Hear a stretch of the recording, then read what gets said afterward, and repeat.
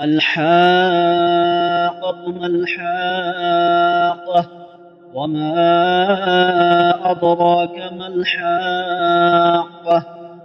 كذبت ثمود وعاد بالقارعة. فأما ثمود فأهلكوا بالطاغية. وأما عاد فأهلكوا بالريح صرصر عاتية سخرها عليهم 7 ليال و8 أيام حسوما فترى القوم فيها صرعى كأنهم أعجاز نخل خاوية فهل ترى لهم من باقية. وجاء فرعون ومن قبله والمؤتفكات بالخاطئة فعصوا رسول ربهم فأخذهم أخذة رابية. إنا لما طغى الماء حملناكم في الجارية لنجعلها لكم تذكرة وتعيها أذن واعية.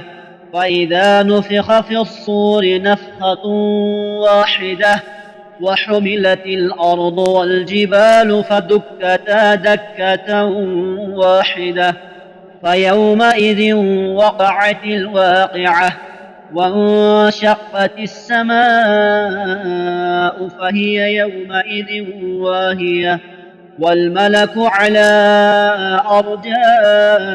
أرجائها ويحمل عرش ربك فوقهم يومئذ 8 يومئذ تعرضون لا تخفى منكم خافية.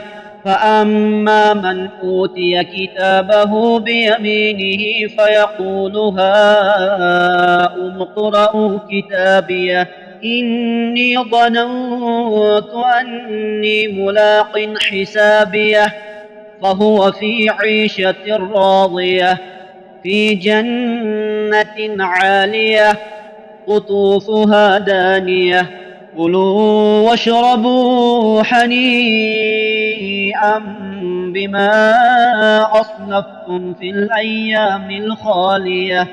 وأما من أوتي كتابه بشماله فيقول يا ليتني لم أوت كتابيه ولم أدر ما حسابيه يا ليتها كانت القاضية ما أغنى عني ماليه هلك عني سلطانيه خذوه فغلوه ثم الجحيم صلوه ثم في سلسلة ضرعها 70 ذراعا فاسلكوه إنه كان لا يؤمن بالله العظيم ولا يحض على طعام المسكين فليس له اليوم هاهنا حميم ولا طعام إلا من غسلين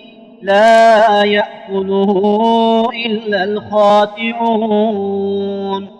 فلا أقسم بما تبصرون وما لا تبصرون إنه لقول رسول كريم وما هو بقول شاعر قليلا ما تؤمنون ولا بقول كاهن قليلا ما تذكرون تنزيل من رب العالمين.